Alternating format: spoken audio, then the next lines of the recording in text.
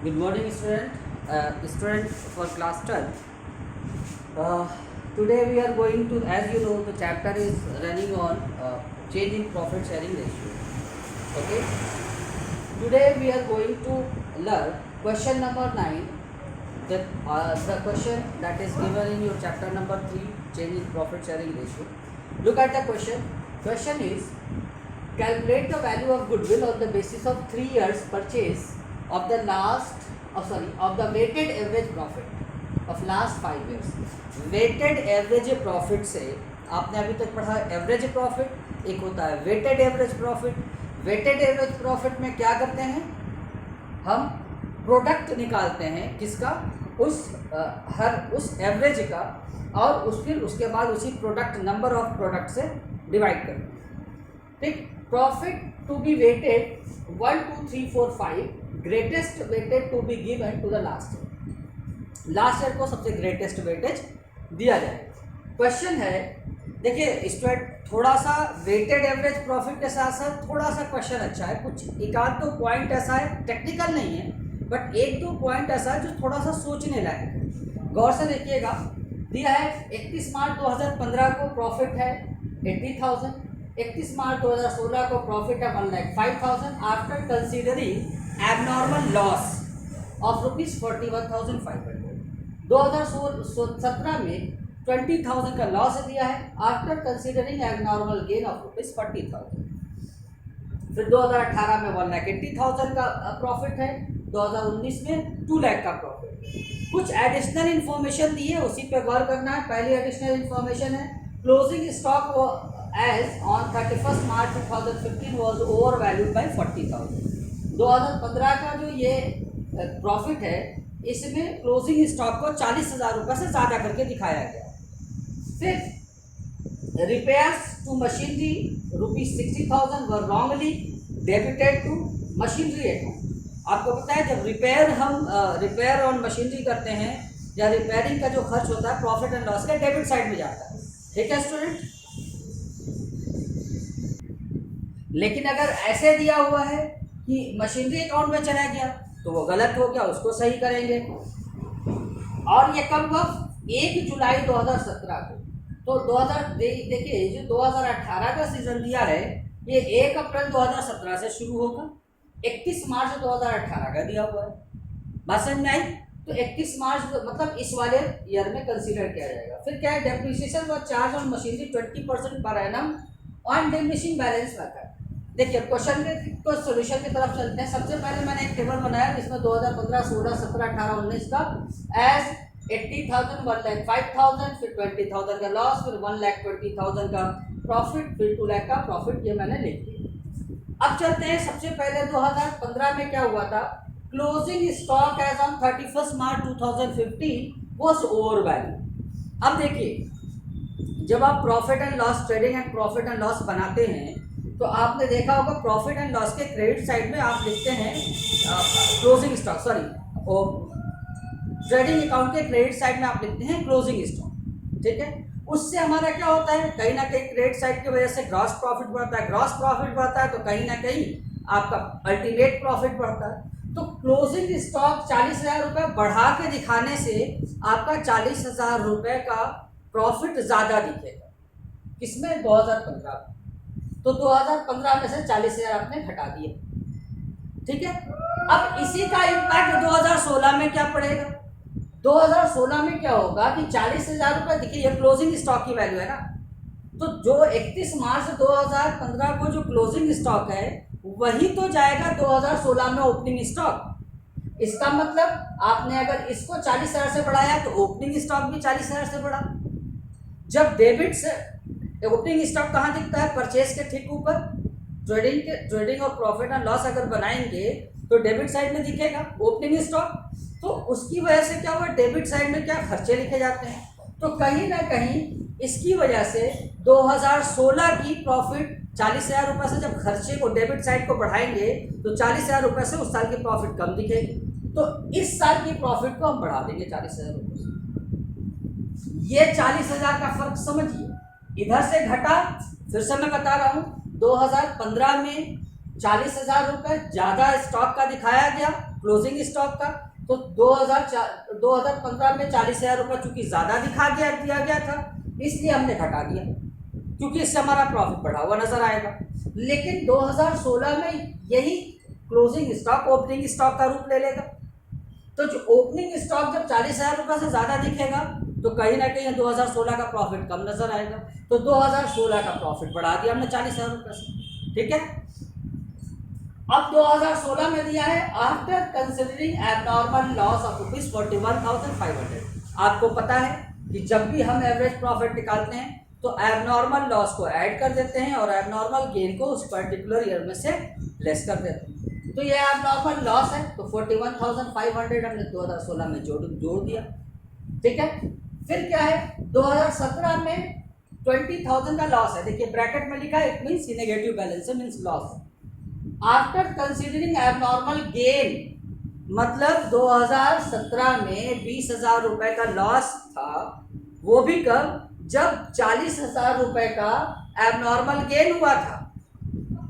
अगर abnormal gain को भी उस साल ना दिखाए, उस गेन को भी ना, मतलब उस गेन का मतलब प्रॉफिट, अगर 2017 में 40,000 रुपये की प्रॉफिट नहीं दिखाएंगे तो ये 20,000 की जगह 60,000 हो जाएगा हम लोग का उस साल का लॉस। और जाहिर सी बात है एबनॉर्मल गेन को नहीं दिखाते हैं, इसलिए इस लॉस में 40,000 को और जोड़ दीजिए, ठीक है। अब देखिए जो थोड़ा सा और समझने वाला एक पॉइंट है उसको देखते हैं। Repairs to machinery of ₹60,000 were wrongly debited to machinery. अब देखिए पहले इसका इम्पैक्ट क्या पड़ेगा। रिपेयर्स टू मशीनरी, 60,000 रुपये मशीनरी की रिपेयरिंग का पैसा was wrongly debited to machinery account. भाई मशीन की रिपेयरिंग का रिपेयरिंग ऑफ मशीन जो जाता है प्रॉफिट एंड लॉस के डेबिट में जाता है। प्रॉफिट एंड लॉस के डेबिट में कोई अमाउंट लिखने का मतलब है कि उस साल की हमारी प्रॉफिट कम हो जाएगी। भाई खर्चे को 60,000 रुपये से बढ़ा देंगे तो प्रॉफिट कम होगी, लेकिन ये हुआ क्या, होना तो चाहिए 60,000 रुपये एक तरीके से एक्सपेंडिचर, लेकिन गलती से क्या लिख दिया गया, wrongly debited to machine account, machine account में डेबिट कर दिया गया। तो अब क्या करेंगे हम, 60,000 रुपये मतलब हमने खर्चे को नहीं दिखाया उस साल। मतलब ओवरऑल ये कि अगर 2016 में ये हम 60,000 रुपये एक्सपेंस के रूप में दिखाते तो कहीं ना कहीं 2016 का 60,000 रुपये से प्रॉफिट कम आता, क्योंकि खर्चा बढ़ाना था हमको। तो इसलिए उसको हमने 60,000 रुपये को 2018 में हमारे 1,80,000 रुपये की प्रॉफिट हुई थी तो 60,000 से घटा दिया, क्योंकि 60,000 रुपये का एक्सपेंस हम नहीं दिखाया। कितना, 60,000, ठीक है। फिर इसी में आगे बोल रहे हैं, on 1 July 2017 depreciation was charge on machinery by 20% per annum on diminishing balance method. अब देखिए एक कैलकुलेशन, 60,000 का मशीन है, इसका 20% कितना आएगा, 12,000 रुपये। 12,000 होगा 12 महीने के लिए, ठीक है। एक महीने का आ जाएगा 1,000 रुपये। अब देखिए क्या करेंगे, पहले तो ये सब समझिएगा कि ऑन 1 जुलाई 2017 का जो सेशन स्टार्ट होता है 2018 का, वो 1 अप्रैल 2017 से 31 मार्च 2018 तक का होता है। तो ये 2017 में चार्ज नहीं करेंगे, उसको 2018 में ही चार्ज करेंगे, ये याद रखिएगा। सेकंड चीज़ कि अगर हमने मशीनरी के, वो 60,000 रुपये रिपेयरिंग का पैसा हमने मशीनरी के रूप में दिखा दिया, तो मशीन पर इसी क्वेश्चन में बोला भी है कि मशीन को दिखा दिया और मशीन समझ कर डेप्रिसिएशन भी चार्ज कर ले रहा है। कितना चार्ज किए होंगे डेप्रिसिएशन, 60,000 का 20% 12,000, लेकिन 1 जुलाई को ये है तो जुलाई, अगस्त, सितंबर, अक्टूबर, नवंबर, दिसंबर, जनवरी, फरवरी, मार्च, मतलब 9 महीने का। तो अगर 12,000 एक साल का है तो 1 महीने का 9,000 और 9 महीने का, 1 महीने का 1,000, 9 महीने का 9,000, ठीक। इसका मतलब ओवरऑल इसको हम 2018 में 9,000 रुपये जोड़ देंगे। जोड़ेंगे क्यों, उस बात को समझिए। भाई वो मशीन थी ही नहीं, वो था एक्चुअली में रिपेयरिंग का पैसा, और हमने गलती से डाल दिया कहाँ, मशीन में। तो जो मशीन का अस्तित्व ही नहीं है तो उस पर डेप्रिसिएशन की ज़रूरत क्यों है। और जब मशीन माना है इसका मतलब 9,000 रुपये डेप्रिसिएशन के रूप में दिखाया होगा, तो गलत है ना। तो 9,000 रुपये जोड़ देंगे भाई। डेप्रिसिएशन ऑन मशीन अगर 9,000 चार्ज करेंगे तो उस 2018 की प्रॉफिट 9,000 रुपये से कम हुई होगी, तो हम उस 9,000 को जोड़ देंगे। ठीक है। अब देखिए 60,000 रुपये की मशीन थी और 9,000 रुपये 2018 में डेप्रिसिएशन काटा गया, मतलब मशीन की वैल्यू बची 51,000। 2019 का हम निकाल रहे हैं। 51,000 का 20% है पूरे साल का,